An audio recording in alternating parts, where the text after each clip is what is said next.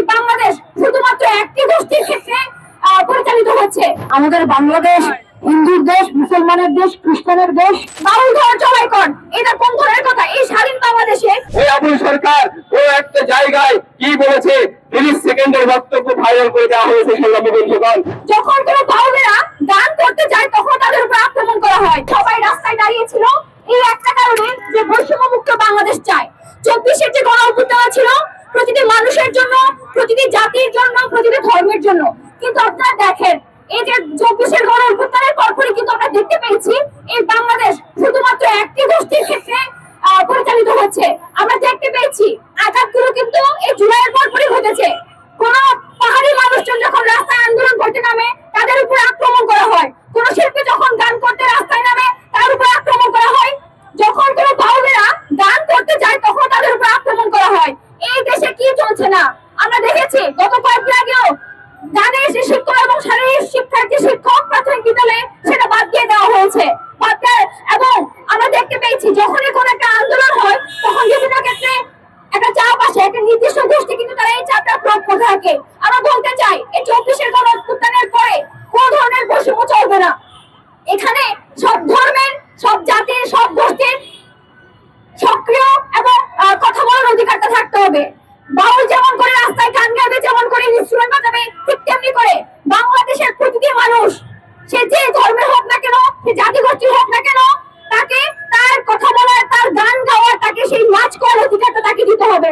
আমরা দেখেছি গত কয়েকদিন আগে আবুল সরকারকে গ্রেপ্তার করা হয়েছে এবং যখন তার সহযোগীরা, যখন তার ভক্তরা তাকে ছাড়িয়ে আনতে যাওয়ার জন্য মানিকগঞ্জে যখন রাস্তায় নেমেছিল, যখন মানববন্ধন করতে চেয়েছিল, ঠিক সেই সময় তাদের উপর আক্রমণ করা হয়। আপনারা দেখেছেন, যারা আমি গণযোগাযোগ মাধ্যমে আপনারা দেখেছেন কিভাবে বাউলদের উপর লাঠি মারা হচ্ছে, কিভাবে তাদের উপরে বলা হচ্ছে বাউল ধর জবাই কর। এটা কোন ধরনের কথা? এই স্বাধীন বাংলাদেশে 24-এর গণ অভ্যুত্থানের পরে কেন বাউলরা কি বাংলাদেশের অংশ না? এই দেশ যেহেতু সবার, এখানে বাউলরা যেমন এভাবে গাইবে ঠিক তেমনি অন্য ধর্মের মানুষরাও থাকবে। সকল ধর্মের, সকল মতের মানুষদেরকে সহাবস্থানে এই বাংলাদেশে অবস্থান করে থাকতে হবে।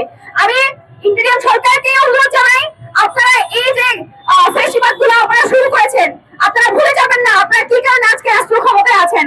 এই যে রাষ্ট্র ক্ষমতায় থাকার পর আপনারা কিন্তু যারা ক্ষমতায় যায় তারা কিন্তু ফেস্টিভালের জন্য ফেস্টিভাল করার একটা প্রয়াস তারা চালাতে থাকে। আমরা এখন পর্যন্ত দেখেছি আবুল সরকারের এই যে ঘটনার জন্য রাষ্ট্র এখনো পর্যন্ত কোনো ধরনের স্টেটমেন্ট দেয়নি এবং তার নির্লিপ্তভাবে নির্বিকারভাবে এখনো পর্যন্ত আছে। আমি আহ্বান জানাই আবুল সরকারকে শর্তভাবে সম্মানের সহিত মুক্তি দেওয়া হোক এবং তার সহযোগীদেরকে যে আক্রমণ করা হয়েছে, তাদেরকে যেভাবে লাঠিপেটা করা হয়েছে, তাদেরকে যেভাবে বাউল ধর জবাই কর বলে স্লোগান দেওয়া হয়েছে, যারা এরকম হামলা চালিয়েছে, যারা এরকম আক্রমণ চালিয়েছে, তাদেরকে গ্রেপ্তার করে যত উপযুক্ত শাস্তি দেওয়া হোক। আমি এবং সর্বশেষ যে কথা বলতে চাই, এই বাংলাদেশ সবাই, এখানে সকল ধর্ম বর্ণ নির্বিশেষে বাউল ফকির লালন সহ সবাই এখানে বসবাস করবে এবং শান্তিতে বসবাস করবে। যারা এই ধরনের ফ্যাসিজম গুলো করার চেষ্টা করবে, আপনারা মনে রাখবেন এই বাংলাদেশ চুপ করে থাকার বাংলাদেশ নয় এবং এখানকার বাংলাদেশের সকল নাগরিকদের প্রতি অনুরোধ করছি আপনারা চুপ করে থাকবেন না। যদি আজকে আপনি চুপ করে থাকেন, বাউলদের উপর আক্রমণের সময় যদি আপনি চুপ করে থাকেন, পরবর্তীতে টার্গেট কিন্তু হবেন আপনি। সেক্ষেত্রে আমি আজকের এই সমাবেশে যারা উপস্থিত হয়েছেন তাদেরকে ধন্যবাদ জানাই এবং সম্মতি জানাই এবং সর্বশেষ আবুল সরকারের নিঃশর্ত মুক্তি আহ্বান জানাচ্ছি। ধন্যবাদ। মিছিলে যে দাবিগুলো এসছে, যে স্লোগানগুলো এসছে, সবকিছুর সঙ্গে সংহতি প্রকাশ করছি এবং তার সঙ্গে আরো একবার পুনরাবৃত্তি করতে চাই যে হেরে গেছে হাসিনা, 24 হারবে না, মুক্তিযুদ্ধ হারবে না। আমাদের বাংলাদেশ গানের দেশ, আমাদের বাংলাদেশ ধর্মের দেশ, আমাদের বাংলাদেশ হিন্দুর দেশ, মুসলমানের দেশ, খ্রিস্টানের দেশ। এখানে সবাই যে যার মতন করে তার মর্যাদা নিয়ে বেঁচে থাকবে এবং যে সরকার এই মর্যাদা নিশ্চিত করতে পারবে না সমস্ত মানুষের, যে সরকার ঘৃণা চর্চা যারা করে তাদেরকে দমন না করে সাধারণ মানুষের উপর যে দমন হচ্ছে সেই জায়গাটাকে তারা প্রশ্রয় দিচ্ছে, এটা বাংলাদেশের মানুষ হিসেবে আমরা যতক্ষণ বেঁচে আছি আমরা এটা মানবো না। আমরা মুক্তিযুদ্ধ করা বাংলাদেশ, আমরা এটা কোনোভাবেই মানবো না। এই মুক্তিযুদ্ধটা চলছে, এটা চলবে এবং বাউলের যে অধিকার, গানের যে অধিকার, সুরের যে অধিকার, প্রার্থনার যে অধিকার, সকল মানুষের, সকল রকম ধর্মের মানুষের ধর্মচর্চার যে অধিকার, কোনো কিছুর উপর কোনো আক্রমণ এখানকার মানুষ মানবে না। আমি একদিকে যেমন সরকারকে দায়ী করতে চাই, তারা প্রত্যেকটি মানুষের এই নিরাপত্তা বোধকে নিশ্চিত করতে ব্যর্থ হয়েছেন। এই সরকারকে সেজন্য দায়ী করি, সম্পূর্ণভাবে তাদেরকে দায়ী করি। যত রকম মততন্ত্র হয়েছে প্রত্যেকটির ব্যর্থতা মূলত সরকারের। যে সম্প্রীতির চরিত্র রয়েছে, সেই সম্প্রীতির চরিত্রকে যারা ধ্বংস করতে চায়, আমাদের বাংলাদেশের যে সংস্কৃতি গড়ে উঠেছে, আউল বাউল ভাটিয়ালি, যে গানের মধ্য দিয়ে বাংলাদেশের যে সম্প্রীতির যাত্রা হয়েছে, হাজার বছর ধরে যেটা চর্চা হয়ে আসছে, আজকে ওই মৌলবাদীরা, ওই শক্তি আমাদের এই সম্প্রীতিকে ধ্বংস করতে চায়।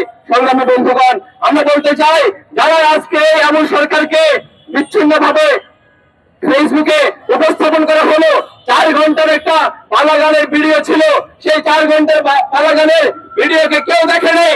সেখানে সেই পালা গানের বক্তব্য কি ছিল? পালা গানে বিতর্ক হয়, বাহাস হয়, সেই বাহাসে যত ধরনের প্রশ্ন থাকে, তার উত্তর থাকে, সেগুলো কোনো কিছুকে সামনে না এনে ওই আবুল সরকার ও একটা জায়গায় কি বলেছে, 30 সেকেন্ডের বক্তব্য ভাইরাল করে দেওয়া হয়েছে। সংগ্রামী বন্ধুগণ, আমরা বলতে চাই, ওই আবুল সরকার আজকে যে তথ্য সন্ত্রাস চলছে বাংলাদেশে, সেই তথ্য সন্ত্রাসের শিকার হয়েছে।